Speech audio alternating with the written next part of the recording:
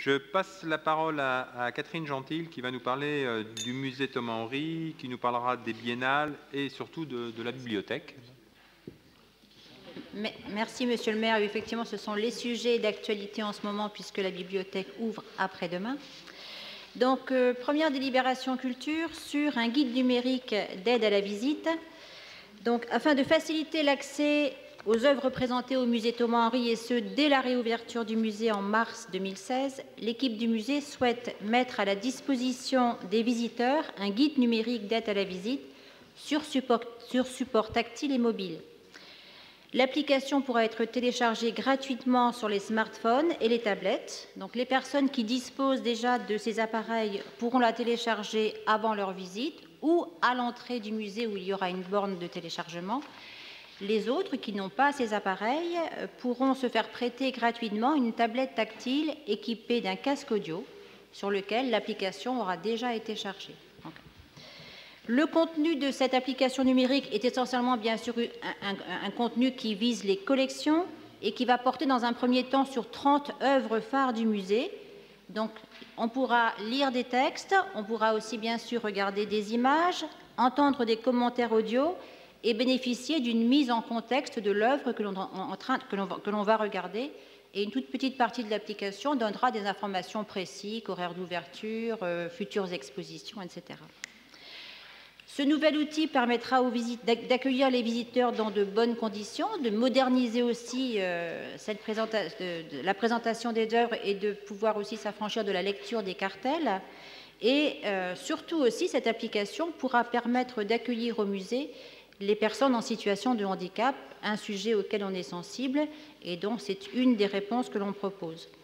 Le coût global de ce projet s'élève à 27 271 € et on peut attendre une subvention de la DRAC pour ce projet numérique de 2 500 €. Merci. Qui vote contre? Qui s'abstient? Délibération adoptée à l'unanimité. On continue donc avec la biennale du 9e art. Voilà, donc là on va parler de la biennale 2017 sur laquelle on travaille déjà. Donc, cette biennale organisée par l'Artothèque sera présentée dans les salles d'exposition temporaire du musée Thomas-Henry dans un espace de 250 mètres carrés du samedi 24 juin au dimanche 1er octobre. Ce qu'on peut remarquer, c'est que chaque édition de la biennale du 9e art attire un nombre important de visiteurs et on estime à peu près à 20% de personnes les visiteurs qui viennent d'ailleurs que de Basse-Normandie. Donc, ça permet aussi d'attirer dans notre musée des personnes qui viennent d'assez loin. Elle permet aussi, la biennale, de diversifier le public, puisque généralement, elle accueille des publics différents, des publics sans doute plus jeunes, qui sont plus familiers de la bande dessinée que de l'art qui est présenté au musée. Donc, ça, c'est aussi une bonne opportunité. De plus, dans la nouvelle configuration du musée que vous pourrez découvrir en mars prochain, les salles d'exposition temporaire se trouvent après les salles consacrées aux collections permanentes, ce qui oblige les visiteurs à passer d'abord par les salles permanentes pour aller à l'exposition temporaire, donc de voir aussi des œuvres vers lesquelles ils n'iraient pas forcément. Donc ça nous semble aussi intéressant comme démarche. La 8e biennale sera consacrée au dessinateur américain Winsor McCay, que tous les amateurs et que tous les spécialistes de la bande dessinée s'accordent à considérer comme l'un des inventeurs de la bande dessinée, alors, en tout cas aux États-Unis. Donc, inventeur qui a travaillé au tout début du XXe siècle avec des premiers strips parus dans les journaux, dans les suppléments du dimanche des grands journaux américains à partir de 1904 à peu près. L'œuvre de McCay, qui était publiée en couleur dans la presse à ce moment-là, reste aujourd'hui d'une très incroyable modernité, des cadrages particuliers, un sens très impressionnant du mouvement et des mises en page extrêmement dynamiques que beaucoup d'auteurs s'accordent aujourd'hui à qualifier de très contemporaines en fait. McCay a entre autres créé le personnage de Little Nemo, un personnage d'ailleurs dont les aventures va être adaptées aussi en dessin animé sur France 2 en 2017, donc ça sortira en même temps que la biennale. L'histoire d'un petit garçon qui, chaque nuit, part au pays des rêves. Et McCay, qui n'était pas seulement un dessinateur, mais qui avait plusieurs cordes à son arc, était aussi un pionnier du film d'animation, puisque c'est l'un des premiers à avoir réalisé un film d'animation de 14 minutes qui s'appelle Gertie le dinosaure, et un documentaire d'animation aussi sur le naufrage de Lusitania. Il a influencé énormément d'auteurs de bande dessinée aux États-Unis, en Europe, au Japon également, puisque Miyazaki s'y réfère extrêmement souvent. Il n'y a jamais eu d'exposition Maquet en Europe, en fait de grandes expositions. Il y a eu quelques expositions dans des galeries privées, donc jamais d'exposition dans des musées. Donc celle de Cherbourg, sur laquelle nous travaillons actuellement, sera la première. Présentera bien sûr des originaux de Maquet, donc dans les pages de journaux de l'époque, bien sûr aussi son travail de film d'animation, entre autres. Et donc pour ce faire, nous travaillons déjà avec 2 commissaires d'exposition, donc qui sont chargés de la scénographie, de la disposition générale de l'exposition. Donc ces 2 commissaires d'exposition sont Françoise Kuyten et Benoît Peters, que nous connaissons à Cherbourg puisqu'une biennale leur a déjà été consacrée. Et nous travaillons également avec un galeriste parisien qui s'appelle Bernard Mahé, qui est le propriétaire de la galerie 9e Art, qui est un collectionneur de planches de bande dessinée et qui, lui, est chargé de pouvoir localiser les œuvres originales, de négocier leurs prêts auprès des collectionneurs et de les acheminer jusqu'à Cherbourg. Donc, ce budget prévisionnel de la Biennale est estimé pour l'instant à 142 800 €. Donc, nous travaillons en ce moment pour trouver aussi des partenariats financiers. Et donc, nous vous proposons de signer la convention de coproduction qui nous lie aux 2 commissaires d'exposition et aux commissaires scientifiques que je viens de vous citer. Y a-t-il des demandes de précision complémentaires? Voilà. Alors, je peux simplement aussi indiquer, je ne l'ai pas fait, que cette exposition muséale consacrée à Winsor McCay sera assortie un des week-ends de septembre 2007 d'une proposition sans doute plus grand public qui sera un festival des arts numériques qui se déroulera à la Cité de la Mer, sur lequel on travaille déjà actuellement. Voilà. Et elle trouve ça tout à fait son sens si on se positionne aussi sur notre passé entre les relations entre Cherbourg d'un côté et New York de l'autre. C'est ça. Voilà, d'où le travail aussi avec la Cité de la Mer. Sur cette délibération, qui vote contre? Qui s'abstient? Délibération adoptée à l'unanimité. Je vous en remercie. Donc, Monsieur Marguerite donne pouvoir à Daniel Cuny. On passe sur la convention de participation à la carte documentaire régionale. Alors, la carte documentaire régionale, elle se met en place aujourd'hui. C'est le fruit d'un travail de concertation entre toutes les bibliothèques de Basse-Normandie et le Centre régional des lettres qui est à Caen. Donc, cette carte documentaire régionale, c'est un plan de conservation en fait des collections qui permet aux bibliothécaires du réseau de ne pas tout garder, puisqu'on ne peut pas tout garder au sein des collections, mais de se séparer de certaines choses de manière intelligente en les versant à une autre bibliothèque dont la spécificité correspond au livre dont on veut se séparer. Donc, chaque bibliothèque du réseau de Basse-Normandie s'est positionnée sur des fonds à conserver. Et en ce qui concerne la bibliothèque de Cherbourg, 5 fonds sont clairement identifiés. Cela veut dire que les bibliothèques du réseau pourront verser à Cherbourg des ouvrages qui correspondent aux 5 fonds en question, notamment le fonds Nostalgie Jeunesse, donc un ensemble d'ouvrages, surtout d'albums de fiction qui a été conservé depuis les années 1940, un fonds particulier des albums du Petit Chaperon Rouge, je crois qu'on en possède 500 exemplaires, notre fonds aussi botanique, qui est un des plus importants de Basse-Normandie, des fonds locaux qui sont consacrés essentiellement, ciblés surtout sur des récits de voyages maritimes et le fonds Normandie d'Adolphe Vautier, un fonds musique, c'est-à-dire des ouvrages de didactique en musique, et enfin un fonds spécifique qui s'est constitué au fil des ans autour du thème du nucléaire. Donc nous vous demandons l'autorisation de pouvoir adhérer à cette charte de manière à pouvoir commencer cette opération de conservation. Vous avez en annexe un document extrêmement précis qui vous donne, par exemple, qui vous fait la liste des bibliothèques et ce que les bibliothèques vont conserver de manière spécifique.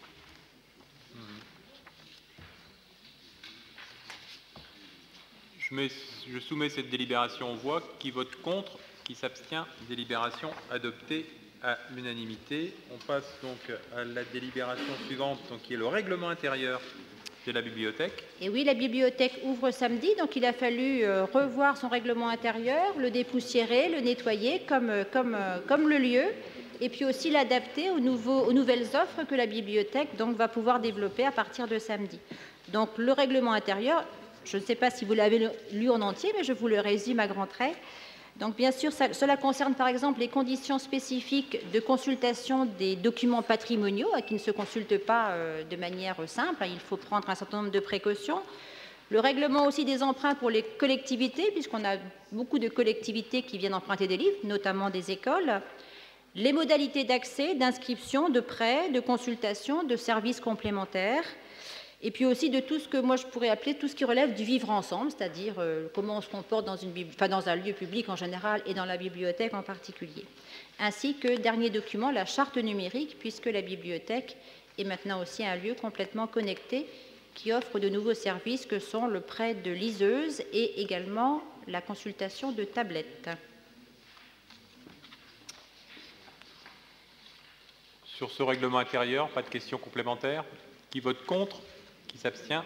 Délibération adoptée à l'unanimité. On continue cette fois-ci avec la charte des collections. Voilà, la charte de collection, c'est un peu, je dirais, entre guillemets, la Bible des bibliothèques, puisque c'est un document contractuel qui explique comment est-ce qu'on constitue un fonds, comment et pourquoi, quels critères de sélection va-t-on retenir pour acquérir des ouvrages, toutes les procédures d'acquisition des ouvrages, tout ce qui concerne aussi la conservation, et ça je viens de vous en parler dans la carte documentaire, et puis aussi toutes les opérations de désherbage qui sont nécessaires chaque année, puisqu'une fois encore, on ne peut pas tout garder. Qui vote contre? Qui s'abstient? Délibération adoptée à l'unanimité. Délibération importante concerne donc la tarification des musées, notamment du musée Thomas-Henry, quand il va réouvrir. Voilà, donc ça c'est un travail que l'on mène depuis quelques mois et c'est aussi un travail le fruit d'une réflexion et de consultation et d'enquête que l'on a menée depuis déjà presque un an en fait. Donc le musée ouvre le 19 mars, je vous l'ai dit, dans un espace qui est entièrement rénové et repensé pour un volume total de travaux qui est aux alentours de, si je ne me trompe pas, 3 500 000 euros. Un musée qui propose de nouveaux services, en particulier le guide numérique, et qui propose aussi maintenant un service de médiation culturelle, service auquel nous étions très très attachés, qui n'existait pas avant et qui existe maintenant depuis 2014. Depuis 2003, nous avons 3 musées. Le musée Emmanuel Lié et le musée Thomas-Henry sont gratuits tous les jours. Donc le musée Thomas-Henry était gratuit jusqu'à sa fermeture en 2012. L'objectif de cette gratuité, essentiellement, c'était de permettre au plus grand nombre d'aller au musée dans une perspective de démocratisation de la culture. Gratuité, tout le monde peut venir au musée, il n'y a pas de frein financier. Cette gratuité totale dans nos 2 musées, puisque le musée de la Libération a toujours été payant, on n'arrive pas très bien à comprendre exactement pourquoi il était payant, parce qu'il s'adressait sans doute à un public spécifique, un public essentiellement touristique, surtout. Donc en tout cas, à Cherbourg, les 2 musées étaient gratuits, non seulement l'accès aux collections permanentes, les expositions temporaires et tous les services annexes, par exemple les ateliers qui sont proposés aux enfants, les conférences, les visites guidées, les animations, etc. Cette situation était un peu particulière dans le paysage muséal français, puisque dans la plupart des musées de France, la gratuité concerne uniquement l'accès aux collections permanentes, le reste des propositions étant payant. Alors, lorsqu'on a regardé un petit peu les conséquences de la gratuité, on s'est aperçu bien sûr que le taux de fréquentation a largement augmenté, puisque la fréquentation au musée Thomas-Henry a été multipliée par 4 jusqu'à sa fermeture pour travaux, et la fréquentation au muséum Lié a été multipliée par 3. Cependant, ce dont on s'est aperçu, c'est que même s'il y a eu plus de monde, il n'y a pas eu plus de publics différents. En fait, on s'apercevait que les gens venaient plusieurs fois au musée, mais que l'objectif de démocratisation n'était pas atteint parce que la gratuité n'a pas attiré un public empêché, éloigné. C'est la raison pour laquelle il est plus important, selon nous, d'accentuer le travail de médiation culturelle, de pouvoir avoir des personnels formés qui puissent aller vers les publics justement empêchés, ou de multiplier des actions hors les murs, par exemple, hein, ça on en est conscient. Donc c'est pour cette raison, en fait, alors ce qu'on peut dire aussi, c'est que beaucoup de musées qui s'étaient engagés dans une gratuité, non pas totale, mais partielle, comme je vous l'ai expliqué, depuis à peu près 2000, les années 2000, sont revenus en arrière et ont réinstauré une tarification partielle.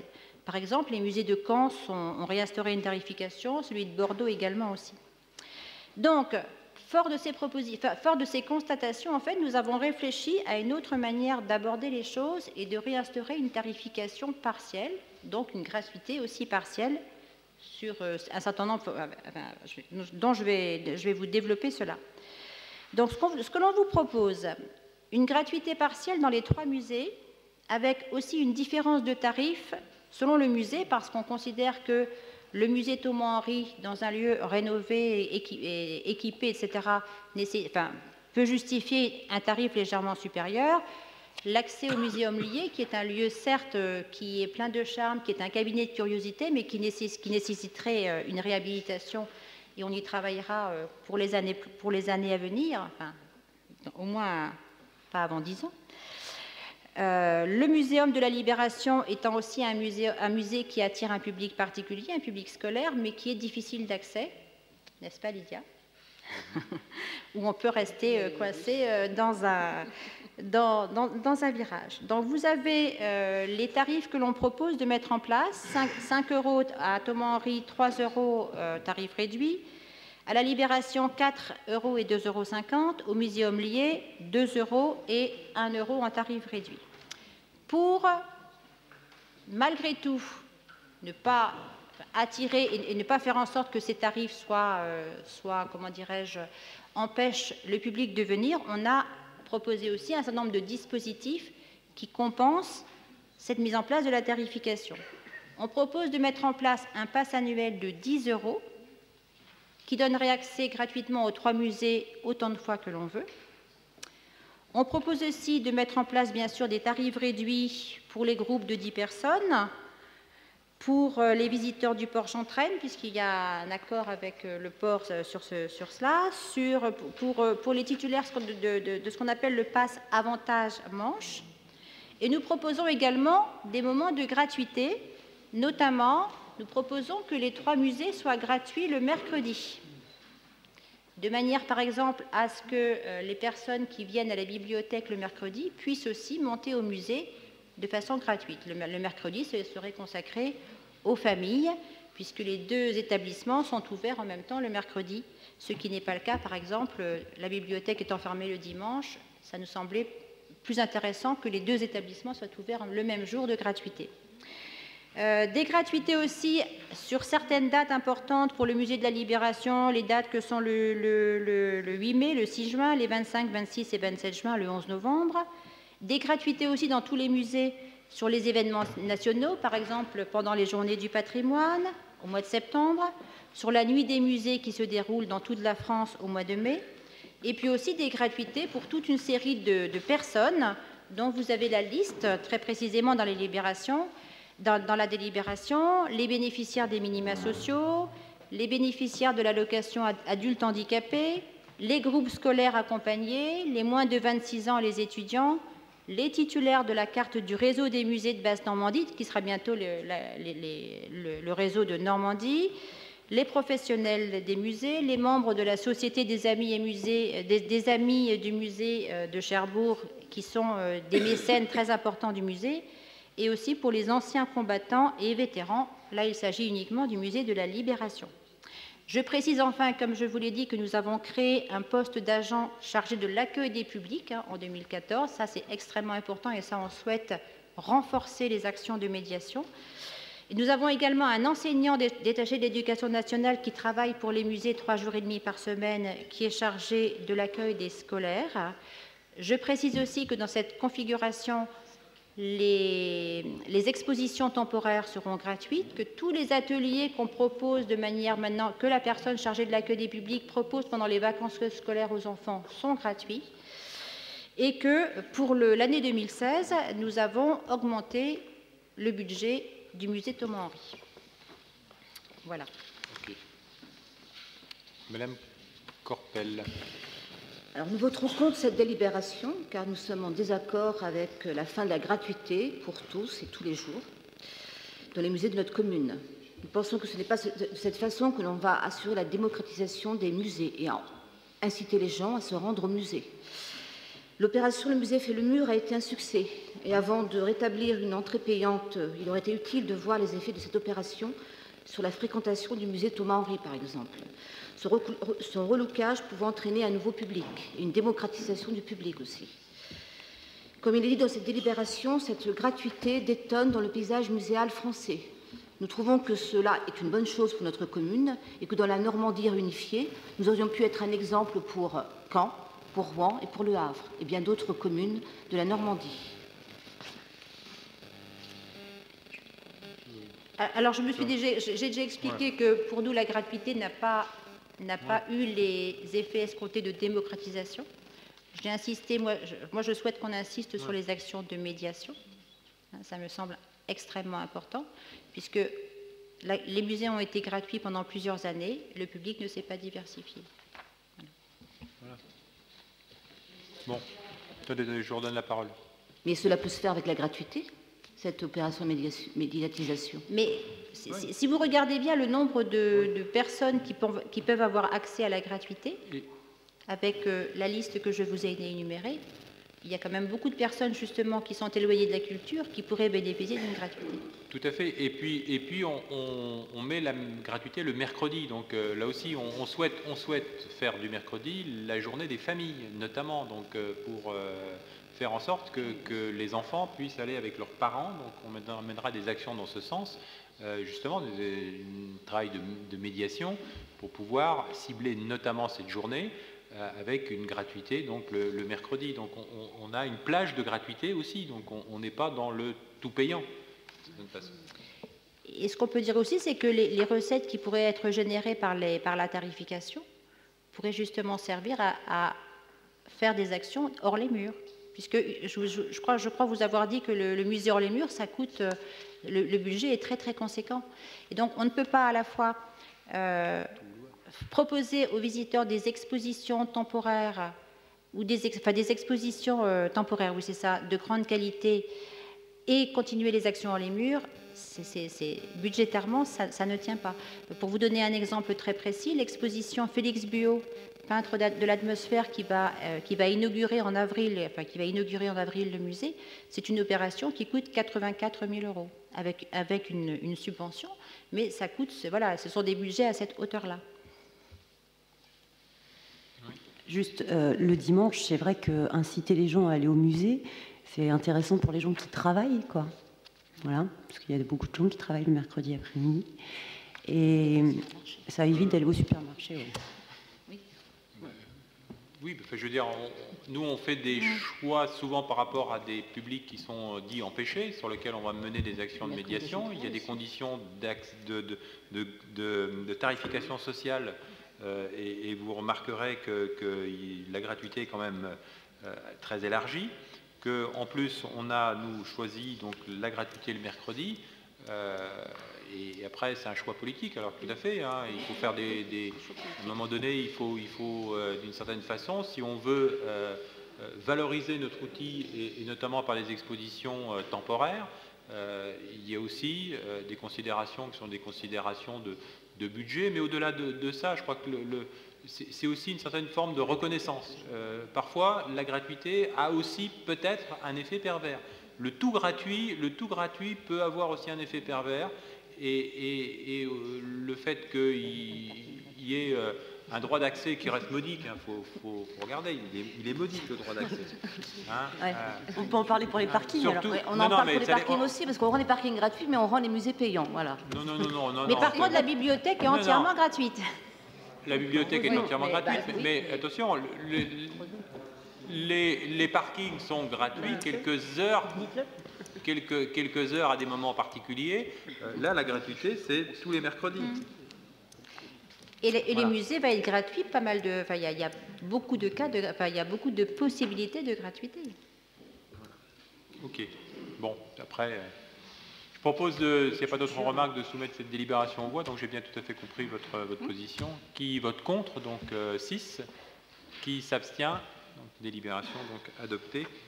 On passe